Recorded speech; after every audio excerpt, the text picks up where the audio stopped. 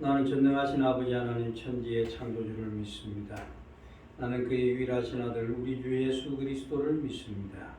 그는 성령으로 잉태되어 동정녀 마리아에게서 나시고 본디오 빌라도에게 고난을 받아 십자가에 못 박혀 죽으시고 장사된 지 사흘 만에 죽은 자 가운데서 다시 살아나셨으며 하늘에 오르시어 전능하신 아버지 하나님 우편에 앉아 계시다가 거기로부터 살아있는 자와 죽은 자를 심판하러 오십니다.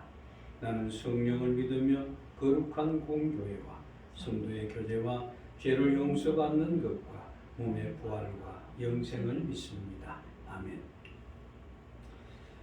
하나님의 말씀은 요한복음 18장 19절에서 24절까지 말씀입니다. 요한복음 18장 19절에서 24절의 말씀입니다.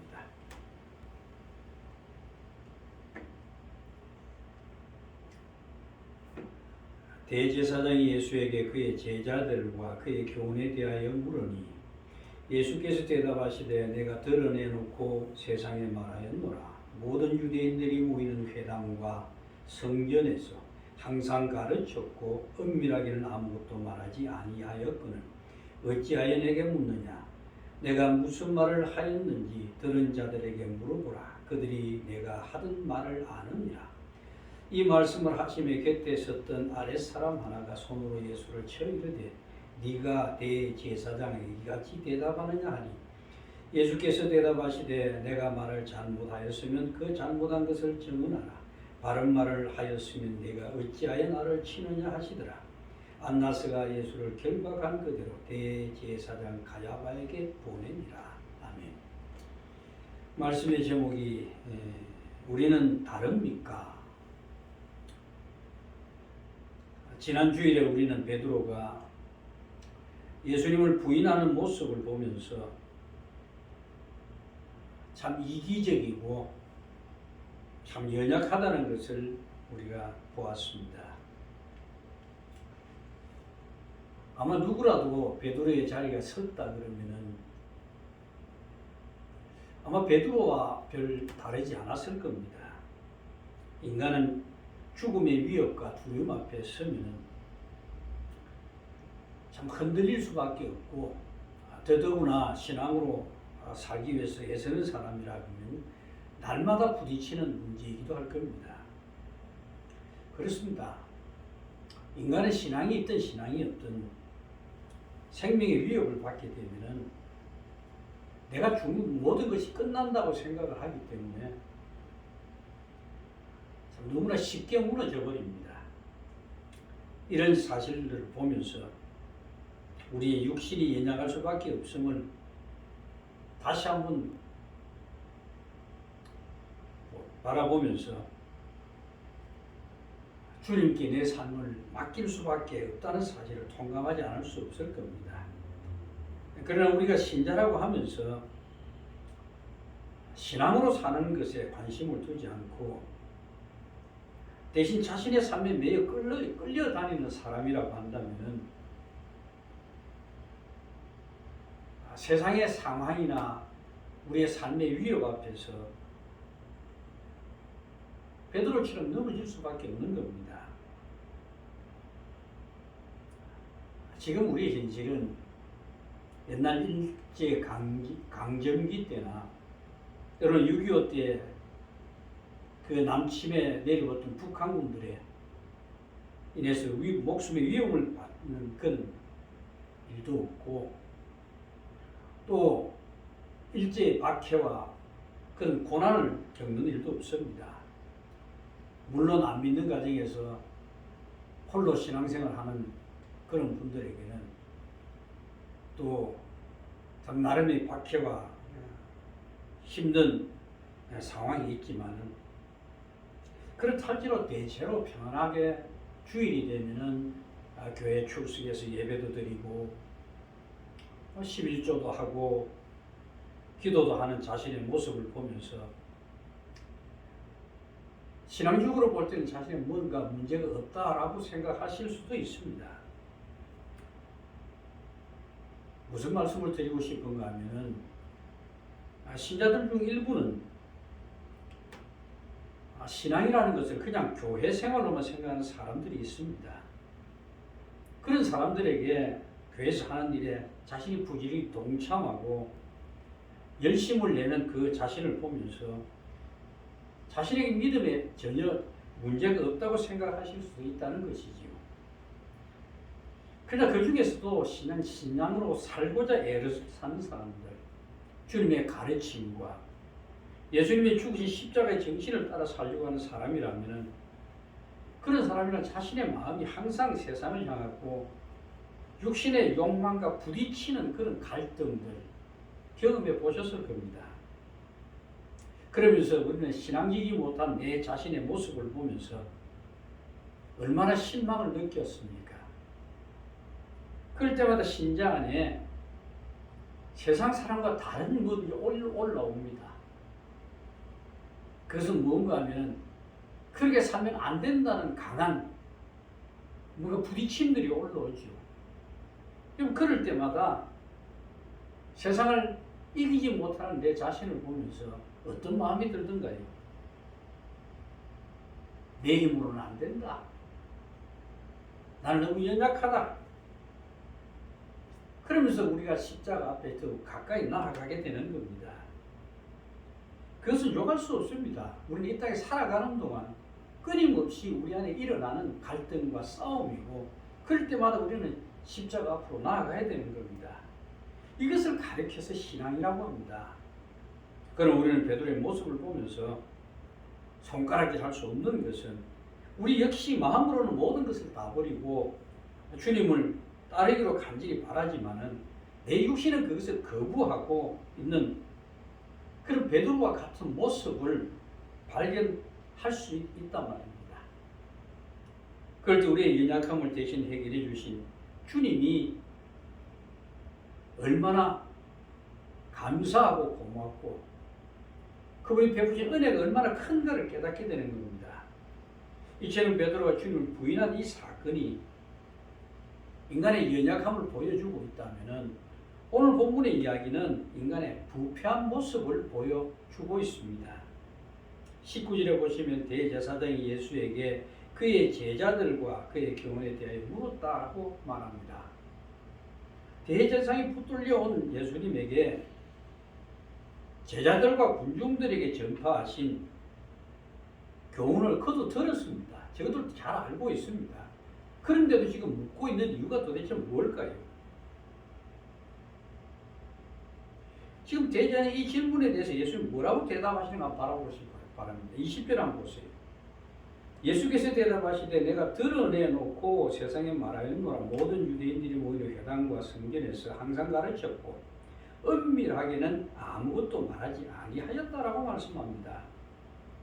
그럼 예수님이 이 답변을 보시면 제사장이 예수님의 교훈에 대해 물은 것은 예수님이 지금까지 가르친 그것이 사실 여부를 묻는 그런 의도가 아닙니다.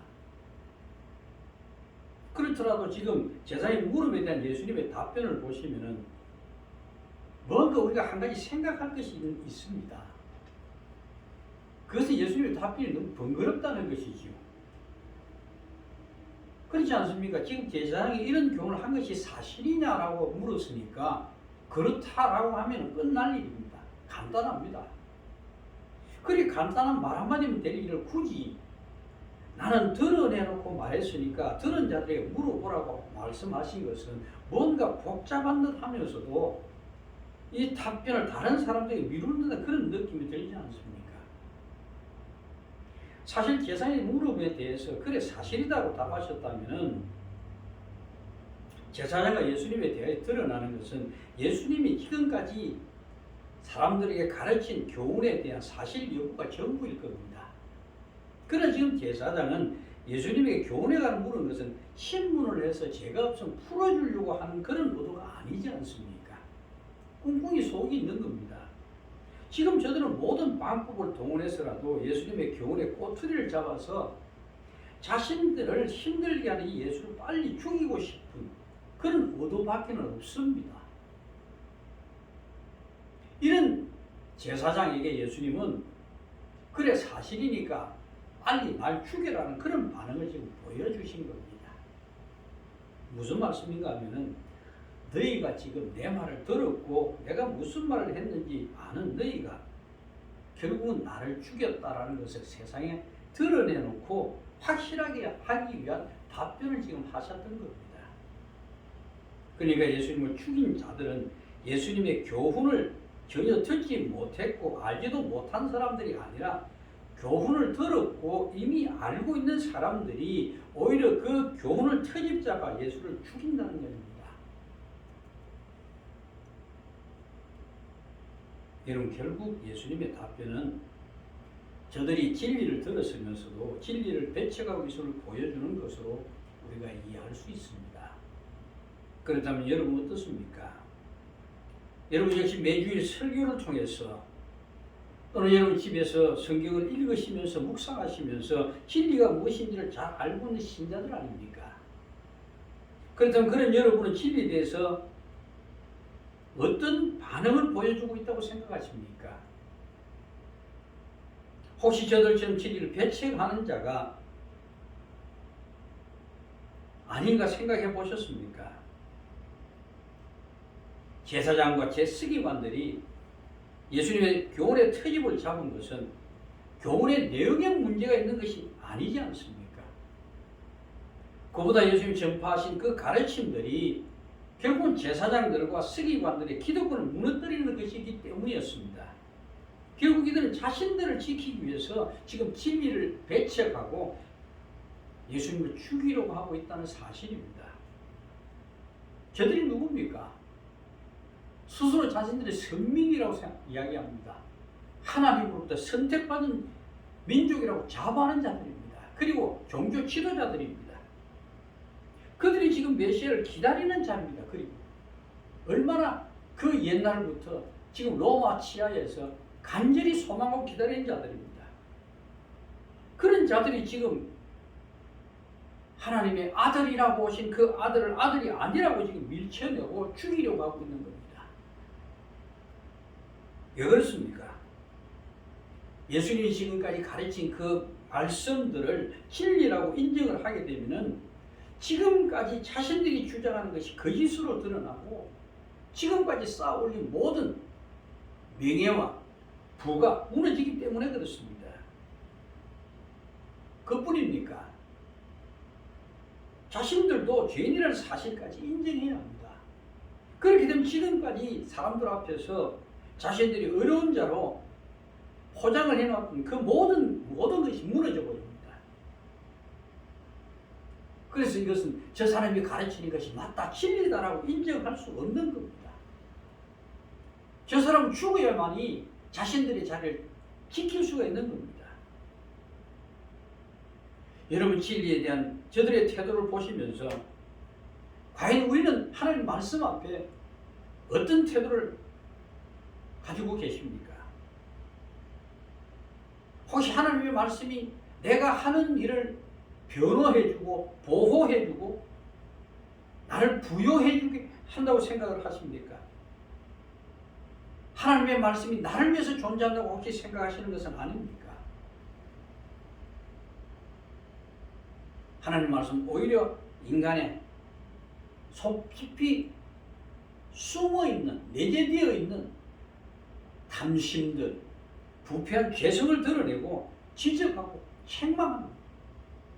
그러므로 신자는 진리의 말씀 앞에 서면은 자신의 죄인됨을 깊이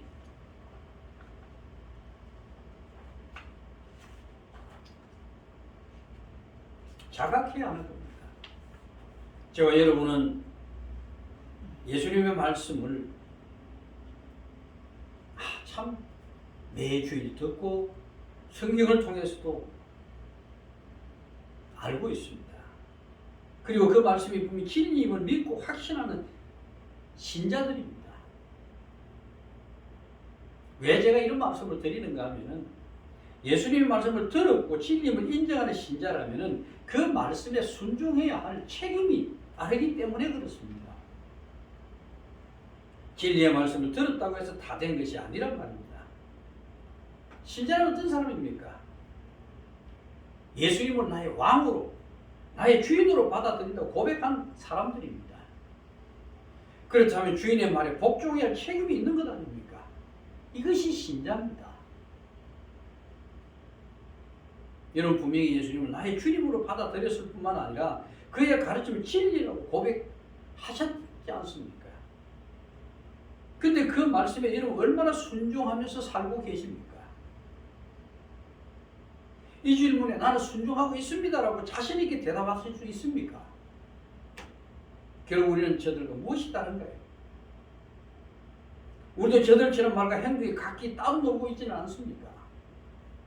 분명 저들은 예수님께서 가르쳤던 말씀을 들었고 진리임을 마음으로는 인정하면서도 자신들이 지금까지 쌓아놓은 모든 명예와 부를 포기할 수 없었기에 예수님을 죽이려는 계략을 꾸며서 신문하고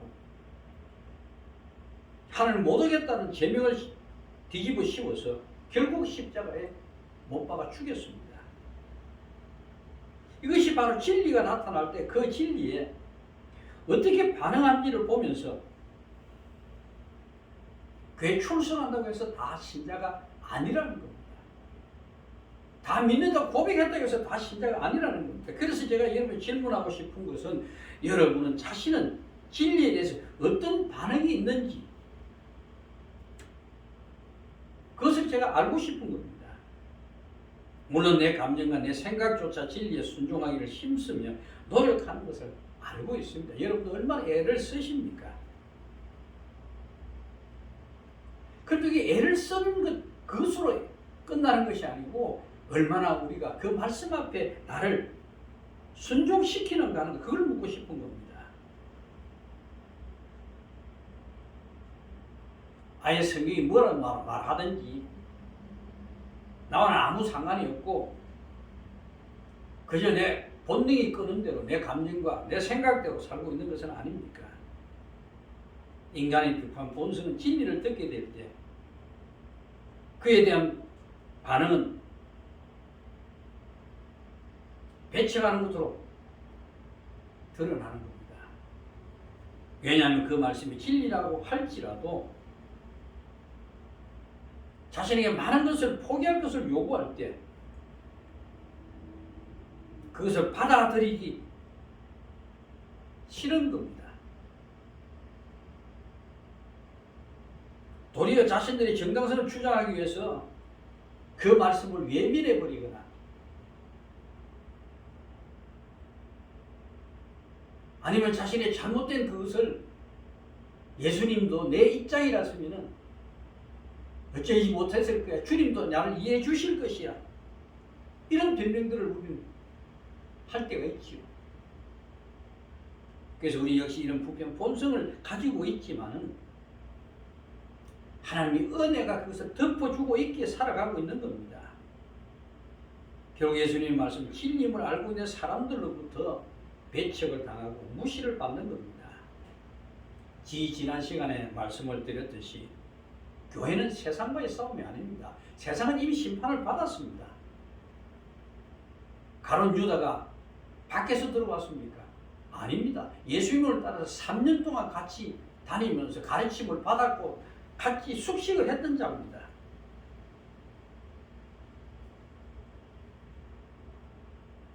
앞서 말씀드리지 않습니까? 예수님을 부인했던 베드로가 오순절 마가 다락방에서 성령을 받자 유대 군중을 향해서 뭐라고 설교합니까? 너희가 법 없는 자들의 손을 빌려 못 박아 죽였다고 하지 않았던가요? 그래도 가룟 유다와 같은 마음을 가진 자들이었기 때문입니다. 그래서 드릴 말씀입니다. 여러분 중 내 것을 포기하기 싫어서 진리를 외면하려는 고집이 저들 종교 지도자들처럼 외면하고는 있지 않는가 말입니다. 여러분은 예수님 말씀을 통해 어떤 것을 받기를 원합니까? 여러분은 영혼을 살리는 말씀을 원하십니까? 아니면 그저 마음이나 편하고 그저 내게 위로해주고 복된 말씀들 복 받는다는 것? 예수님의 말씀은 종교 지도자들과 바리새인들 마음속에 숨어있는 하나님의 이름을 앞세워서 욕심을 채우는 저들에게 송곳같이 찔린 것 같은 아픔을 느끼게 했던 겁니다. 그러니 저들 중 어떤 자가 그 말씀을 원하겠습니까? 그리고 세상적인 시각에서 볼 때 예수님에게 치명적인 일은 예수님의 제자 중 한 사람이 예수님을 팔았다는 것. 그 어쩌면 예수님의 가르침에 대한 신뢰가 무너뜨리는 약점이 되었을 겁니다. 더군다나 예수님 붙들린 지금 예수님 변호하거나 그와 함께하는 제자가 아무도 없습니다. 다 도망쳐버리거든요. 이처럼 제자들에 대한 가르침에 실패한 스승의 모습을 보여주고 있는 지금 예수님은 왜 지금 성경을 가감없이 드러내고 있을까요? 왜 우리에게 그대로 보여주고 있습니까? 그 이런 말씀을 듣고 배웠던 제자들까지 예수님 편지에 있지 않음을 보여줌으로써 성령을 받지 않은 인간, 그 인간은 자기 중심의 삶에서 끝까지 벗어날 수 없다는 것을 보여주기 위함일 겁니다. 22절에 보시면 또 이런 말씀이 나옵니다. 이 말씀을 하시며 곁에 있었던 아랫사람 하나가 손으로 예수를 쳐 가로되 네가 대제사장이 이같이 대답하느냐고 말합니다. 이 쉬운 성경에 보면은요, 아랫사람이 주먹으로 예수님을 쳤다라고 합니다. 왜 그랬을까요? 대제사장이 아랫사람이니까 아랫사람은 윗사람에게 잘 보이기를 바라지요. 그래서 이 쫄병이 지금 예수님 말씀에는 관심이 없고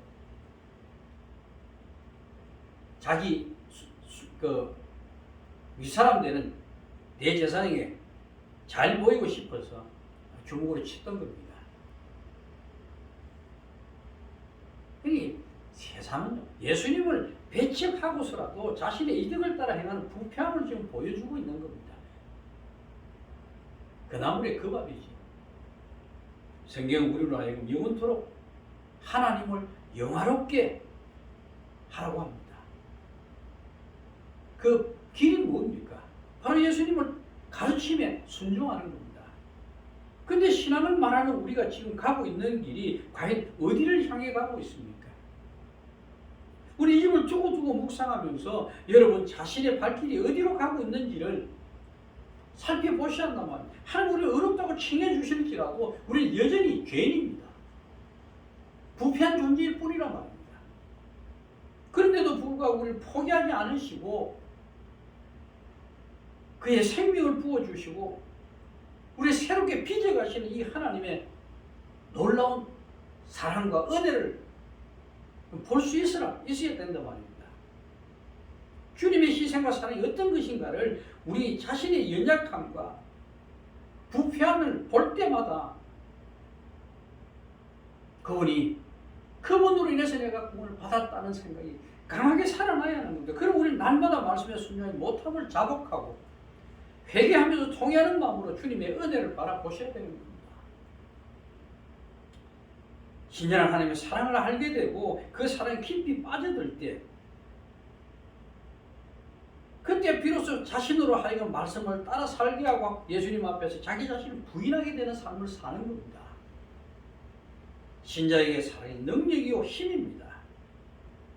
근데 주님의 사랑 없이 자신의 힘과 의지를 가지고 주의 일을 하려 하기 때문에 서로 분쟁하고 다툼이 일어나고 자신의 한 일에 대한 대가가 돌아오지 않을 때 섭섭한 마음이 들고 시험에 들고 그러는 겁니다. 사랑이 없이 예수를 찾기 때문에 예수를 통해서 세상을 바라보는단 말입니다. 그러면 여러분 자신에게 인간의 연약함과 부패함을 볼 수 있기를 바랍니다. 예수를 부인하며 살아가고 진리에 대해서 등을 돌리고 있는 자기 자신의 모습을 냉정하게 볼 수 있어야 합니다. 그럴 때 여러분의 연약한 부패함을 모두 짊어지시고 십자가에서 피 흘리신 예수님이 내 마음 중심에다가 섬길 수가 있는 겁니다. 거듭 말씀드리지만 신자에게는 예수님이 전부입니다. 그래서 여러분의 심령에 예수님의 은혜와 사랑과 긍휼로 채워지고 날마다 예수님을 정감해 살아갈 수 있기를 바랍니다. 비록 고달프고 힘든 삶이지만은 십자가에 달리신 고난을 받고 죽으신 예수님을 바라보십시다. 그렇게 예수님을 보고 살아가는 여러분이 진정 복받은 분임을 여러분 자각하시기 바랍니다. 그래서 그 복으로 인해서 여러분이